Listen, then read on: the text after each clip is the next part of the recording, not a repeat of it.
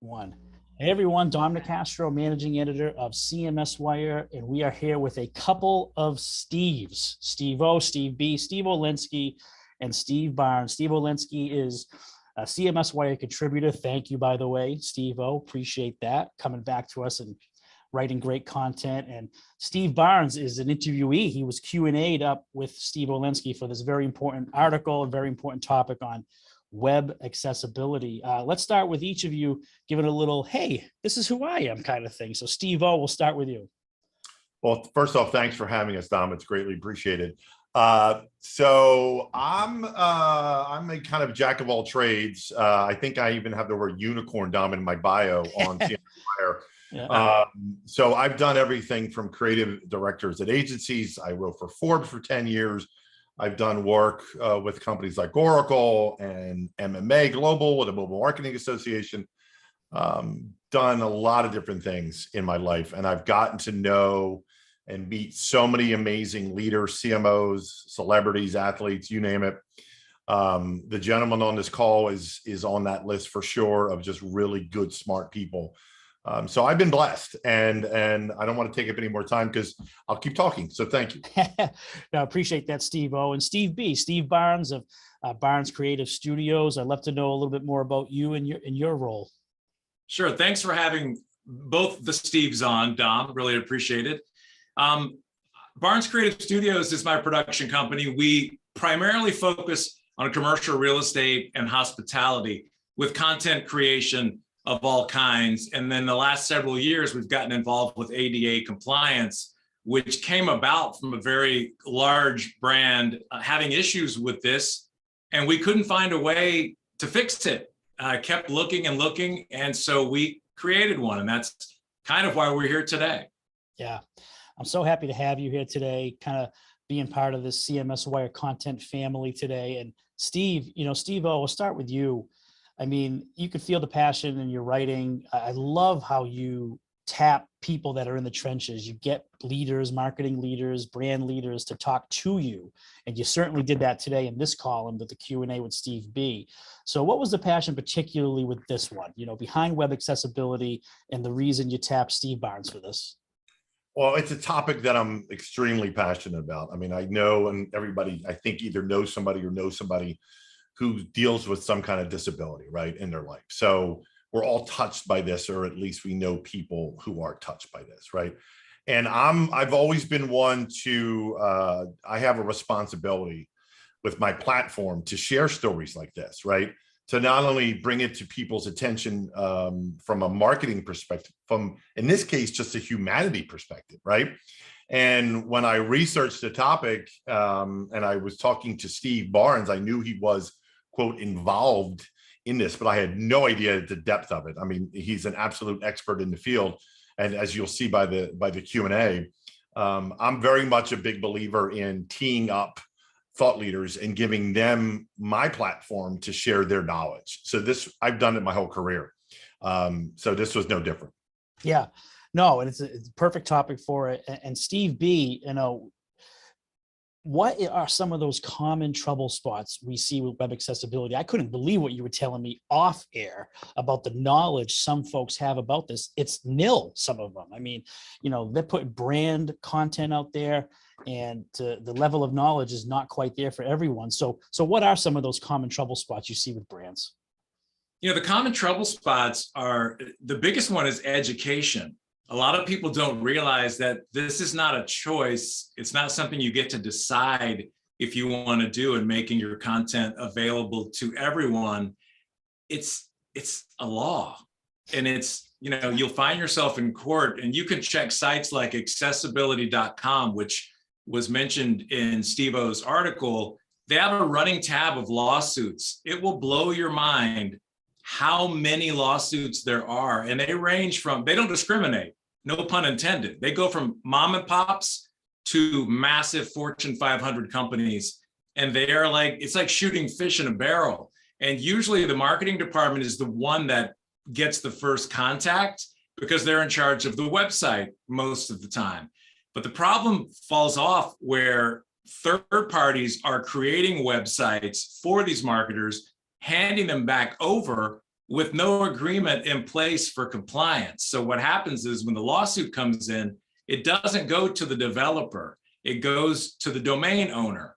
So all of a sudden you've got a bunch of people, and I've seen these meetings where they're like, how could this have happened?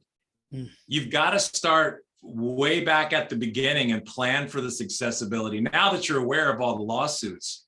And you just can't sit around and hope it's going to just go away, because the lawsuits are up year over year. Yeah. As you're thinking about this, I'm thinking of writing down web accessibility is more than just the alt tags, right? I mean, because that's what a lot of people think. It's just like, okay, no, I'm cool. I put in girl at a baseball field, so I am never going to be sued because I put that in. It's just not the case. And what's interesting is if you do a technical audit, one of these sites, they say, put your domain in and hit the button and we'll tell you how accessible you are. They might give you a 95 score, but that's because there's not a human checking the context of your alt tags. So while you may have an alt tag that says car, you've got to have, imagine you're writing for someone blind or with, low vision. You've got to describe that scene. That is what the alt tag is for. But alt tags, while they're cited a lot in lawsuits, that's just the beginning. And it can be overwhelming, especially if you're like a real estate site that may have 50 images per listing. You've got to do one for every image. And the usual reaction is, who would do that? And then I just send a link sometimes to the 10,000 lawsuits that are just around alt tags from the last year and a half. And they go, oh, but it's more than just the website. You've also got to think about third-party media. And that's where we come in. We focus on Matterport virtual tours, YouTube videos, things that you don't have control of because they're hosted on this big third-party platform. But it's not the third-party platform who is to blame. It's you for putting your content on there and then putting it on your website. So there's a lot of education around that. Yeah. Yeah, and marketers are the ones that are leading the charge with content and putting it out there. Like you said, marketing gets pulled into this. And Steve, I'll kick it to you.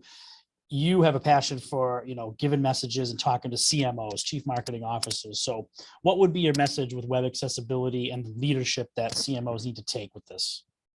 It's a great question. And I think the first message would be, don't think this doesn't apply to you, right?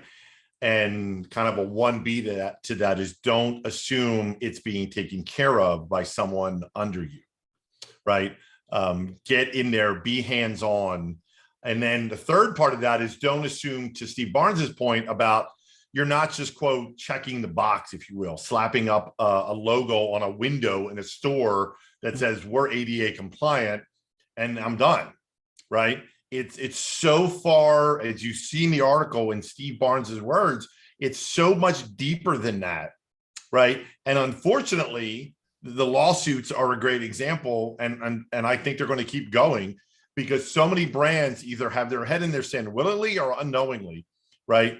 They're coming, right? If you don't address this, no one is immune to this, nor should they be immune to this. So the message is to CMOs, you better find out what you're doing right now on your site and your properties, right? Because if you don't, they're coming, and they should. So that's my message. Yeah, it's funny, Steve. Ahead, I've Steve. spoken to 3 CMOs just today. One was for a university, one was for a major retailer, and one was for a real estate area type site. And these are all people we've had conversations with in the past. And what's happening is they're taking advice from peers on how to solve. And when you say check the box, I say these are the ones trying to throw what's called a layover on top of their website and call it a day. That's a Band-Aid, and it's just purely a facade. If you look at what the courts have said, they have said that those layovers are not deemed accessible. And there is a settlement against ADP that late last year was published. And it clearly states and even names some of the companies. They say that those are not going to cut it. Yeah. No, it's just that head in the sand thing, right? Sorry, Dom, you were going to say something.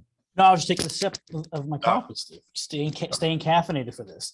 But But Steve O, I was thinking in great points because, as you were talking with the CMO angle, I was thinking your last article before this was about the CMO and the CIO relationship. Yep. And how that needs to be solid, on point. They need to be best friends pretty much.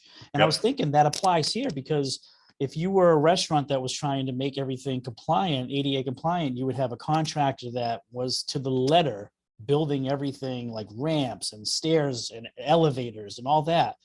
That's like the CIO on a digital sense, right? The CIO is the contractor in digital, right? Great point. And you're right. The onus doesn't only fall on the CMO, right? It's the CIO, CTO who absolutely has a role in this. And I'm sure, Steve Barnes will agree with that completely, that it's not just one person's responsibility, which actually leads to an interesting point or conversation or topic that you also don't want to make it an assumption if you're a CMO that it's the CIO's responsibility, right? Or vice versa. And I don't know, Steve Barnes, if you've come across that, but I'd be shocked if you haven't, or even if you haven't, that does not exist, where it's kind of that not my problem, someone else. That we see that a lot. Denial is absolutely the first reaction. And there's kind of a finger pointing. First, it goes from CMO to CIO or CTO. Then it goes to third-party platform, and then it bounces back at them. It's really the company. So someone needs to step up. And by the way, this is a great opportunity to be a hero and open your content up to 25% more people just in the US alone, but also to stand for something and to move this narrative forward, because it's not going anywhere. The Department of Justice has made that very clear. If you don't conform to this, you will pay. It is so much cheaper to address it now, grab the team. I'm seeing these in real time. Over the last 2 years, I've been involved with remediating sites for third-party media. They go, why didn't we just do this? And no one ever has an answer. It's because, well, we didn't want to spend the money. We didn't understand it. Look, we help try to get you to understand it by doing things like this interview. Like, we'll talk to you, call us. Even though we have no piece in websites, I'm loving just sharing the information so you're aware. Yeah. And Steve Barnes will stick with you for the final word. And I'll open the door for Steve O if you have any last second thoughts. But Steve B, looking at the future, there's so many emerging trends, technologies that marketers, brands are keeping on top of. There's a litany of stuff out there. Is there something particular that they need to be watching in 2023, beyond 2024, when it comes to web accessibility? Yes, there are a couple things. One thing I mentioned earlier about how the website and your third-party media both need to be looked at independently, because anything you do to that website is not going to affect that third-party media. So pay attention to that, because you could leave yourself vulnerable by doing the right thing for your website, but ignoring content. And the reason that's important is, as you see, the content is ramping up. With COVID, especially in retail, we're seeing a lot of lawsuits in retail right now, in real estate, in universities, because all of that is being pushed online even greater than before. So brands are creating virtual tours at a much higher clip. We haven't even talked about YouTube videos. Those have to be accessible. And I'm not just talking about, oh, we have closed captions, we're good. No, it goes way beyond that. Audio descriptions, transcripts, all of this stuff needs to be there for blind users, or you're going to get stung. But it's just a smart thing to do to save money in the end, to avoid all of this. Great thoughts, gentlemen. I appreciate it. Steve O, did you have anything last minute? No, just to restate my point, that if you're watching this and you're a leader in a given company, don't assume it doesn't apply to you, and don't assume someone else is taking care of it. Well, it's been great. Thank you. I appreciated the column, Steve O, and the time you took, Steve B, for his column and this interview. Much appreciated for sharing that with our audience. I appreciate it very much, gentlemen. I hope you have a great day. Thanks, Dom. Thank you. Thanks for having us. All right, we'll talk soon.